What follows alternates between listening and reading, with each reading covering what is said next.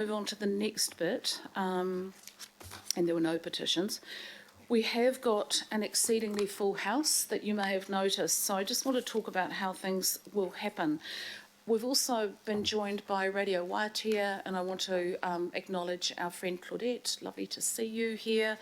Radio Waitea are going to be broadcasting the two public inputs on our water plan to Mori o Te Wai, because thank you to Radio Waitea, we had some extraordinary consultation out there on marae and out there in the community during the consultation on the water strategy.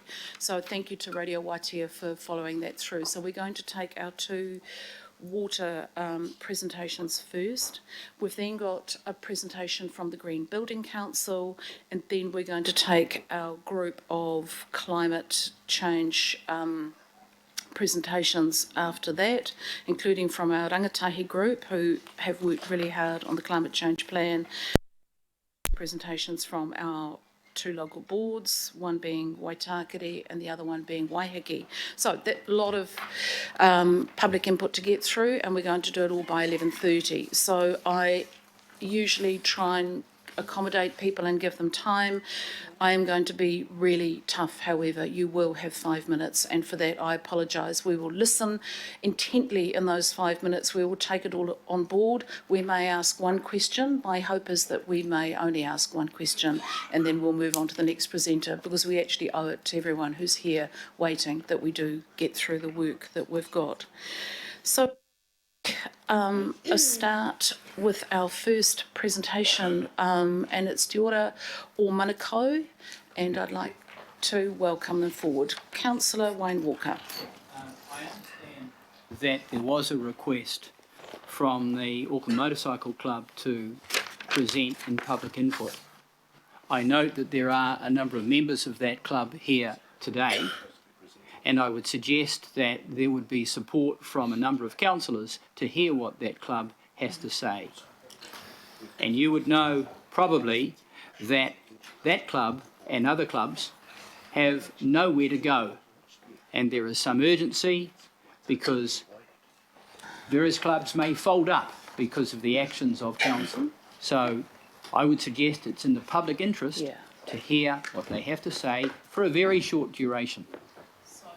Councillor, we have, and I should have pointed that out as we move into public input, the request was made and I declined the request. We heard from Mr Liam Venter at our finance meeting, and the points were made there. The issue has now been dealt with from the Panuku Auckland Transport perspective. The lease has been signed, so we cannot make any decisions today that would change that.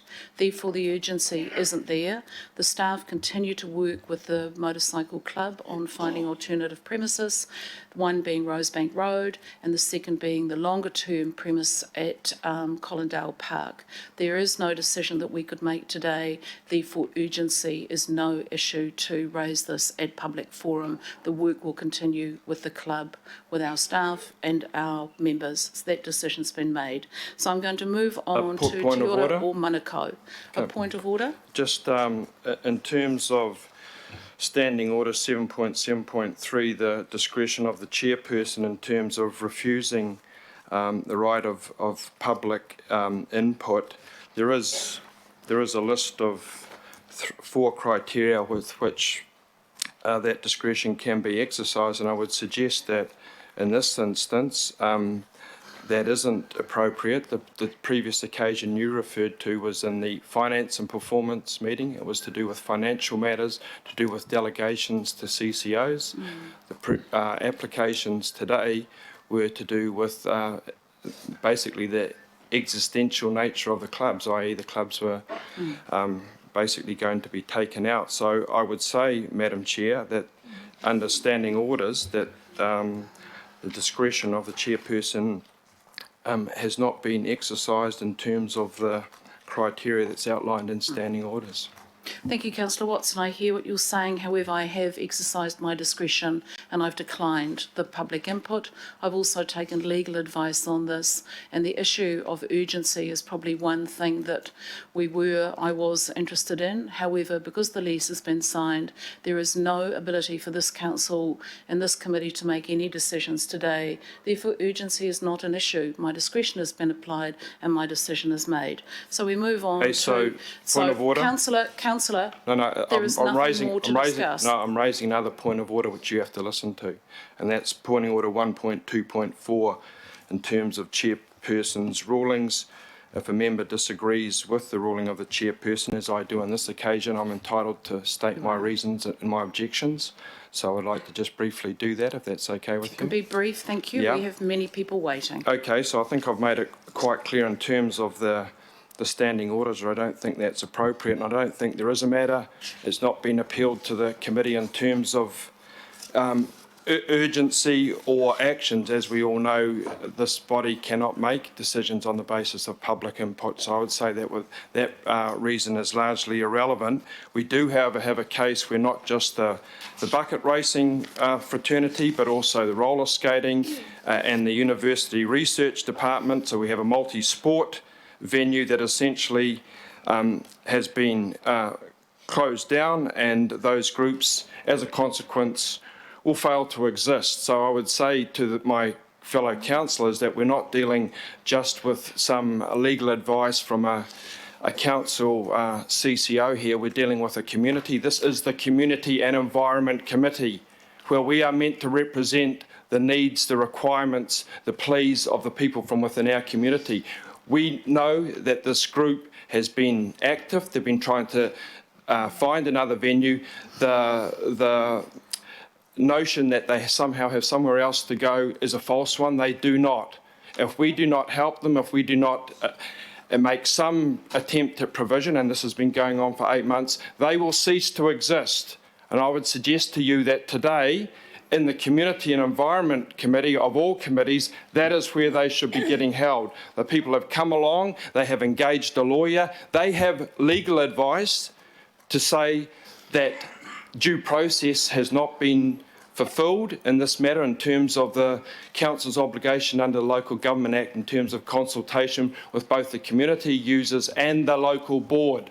So I would say to you that there is every reason we should be giving these people 5 minutes today to present their case, to tell us, their representatives, their elected representatives, what they would expect of us. To have it kind of glibly shut down without any opportunity to speak, without even the courtesy of 5 minutes on a spurious pretext, I find objectionable and fundamentally flies in the face of the very nature of this committee. If the Community Environment Committee won't allow its community to speak, what hope is there for anyone else?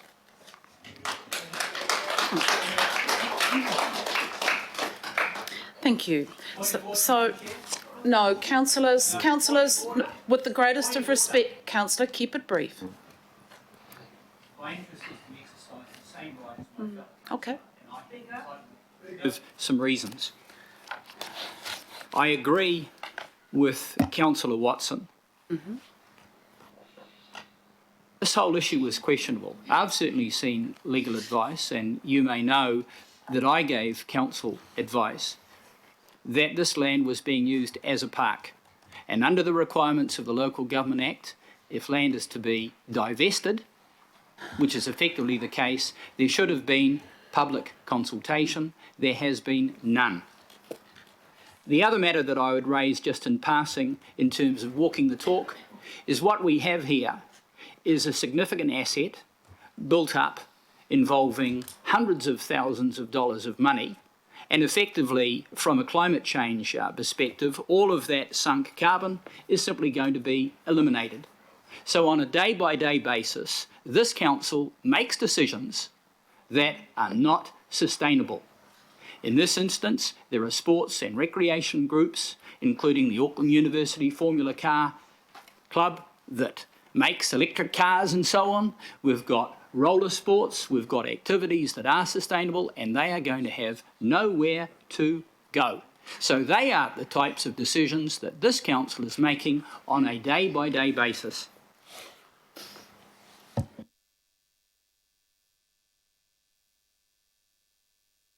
You've both exercised your rights, and I respect that.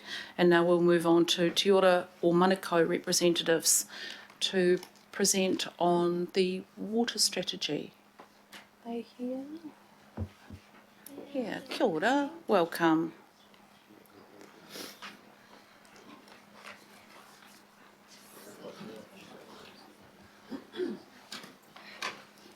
So just to remind people, 5 minutes. Thank you. Kia ora. Ki te matua nui te rangi nana nei nā mea katoa. E mihi ana ki te rangi nui e tu iho nei papatūna ki waho rā. E mihi ana ki ngā tini mate haere o te atu, ko whetu rangitia. E mihi ana ki ngā mana kei runga te whenua e hora nei tēnā koutou. Huri no kia tātou, ngā waihotanga o rātou mā, tēnā tātou katoa. Ko tai mai Māui raro te maru o Te Ora o Manukau. Ko Anurua hau, ko... Chrissy Bishop tōku ingoa. So we're here under the banner of Te Ora o Manukau just to talk about the collective voice for the wider Manukau Māori community in regards to the water strategy. Today we come obviously having an extensive reach into the community with over 140 submissions for the Council Way surveys, probably the highest out of most of the engagements. And what we managed to find is that water brings more than just this concept of water. It brings that whole spiritual dimension that speaks to the whole identity of all of our Māori community.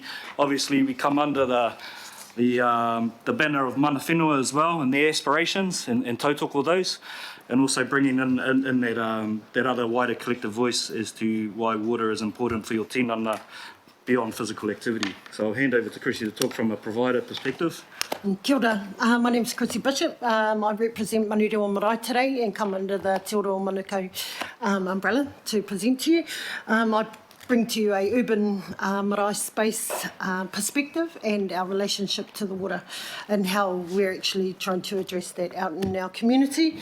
The surveys were done through our marae and that's how Te Ora did their surveys. But in terms of our youth development around the water and our relationship to Te Manuka Hotiroa and Te Pohinui, we're right on the estuary there. And some of the projects that we've been undertaking has been youth-led around water testing units that we'll be creating for schools to start adopting spots in our area. Yeah, so we know climate change is going to have a massive adverse effect on our South Auckland communities, especially Māori and Pacific, and only 7% to 8% access to good green blue space.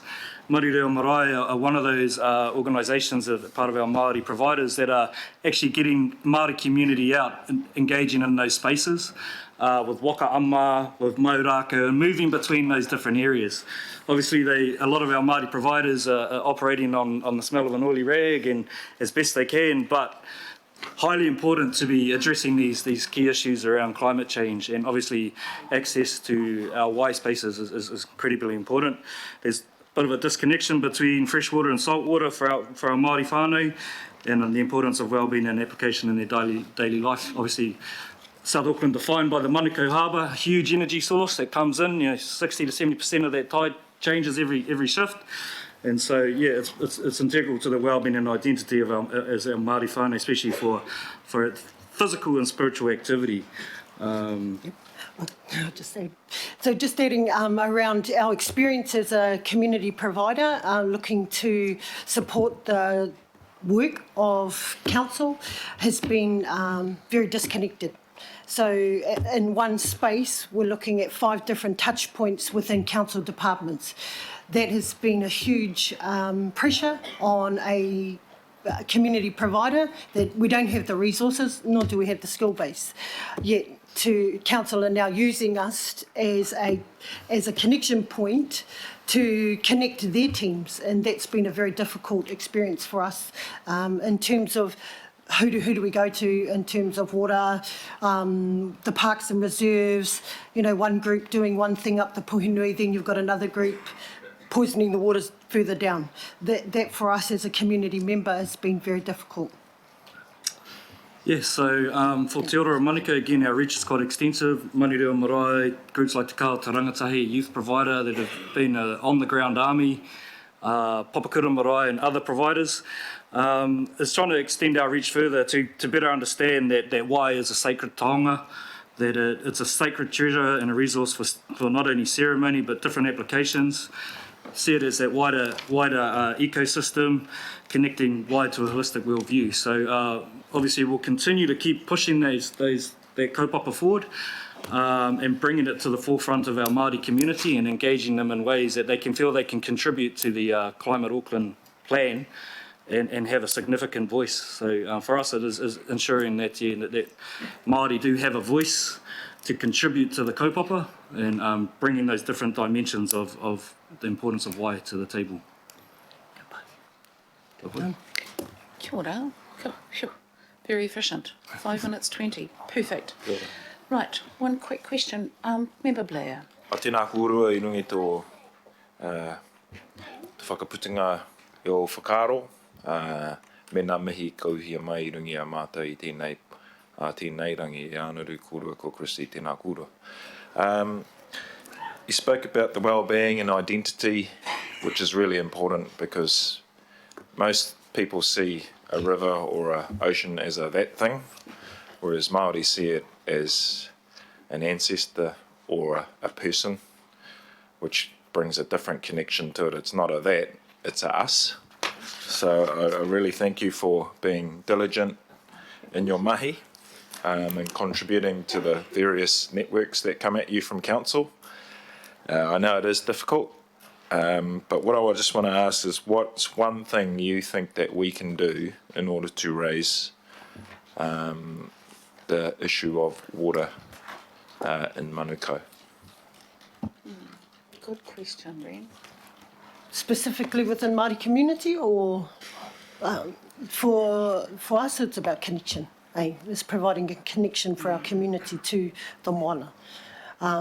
Just knowing the name of the moana has been a huge improvement in our community, that they feel part of it. If we can't create responsibility if there is no connection point for us. So that has been a huge shift within our community, is being able to create that connection for them. Can I just add on to that one question? It's obviously for us with our other providers is that youth leadership and providing those pathways through certain activities or activations in those areas like the Manukau Harbour, the Puhinui and other awa, and seeing through groups like the Marae and seeing those pathways where students go through the full spectrum of the journey and then going into those areas of environmental science where they have mātauranga and Western science and combining the two and assisting them through that journey so they can come back into the system and be able to move between those two worlds. We're really starting to see the fruit of that process and building our rangatahi up into those leader positions. So they understand, Te Ao Māori and Te Ao Pākehā together. Kia ora. Great question, Ren. I'll ask Councillor Filipaina to move the thank you to Christian Anaru. You happy to move? And Member Blair to second. I'll put that. All those in favour, please say aye. Against? Carried. Kia ora and thank you very much.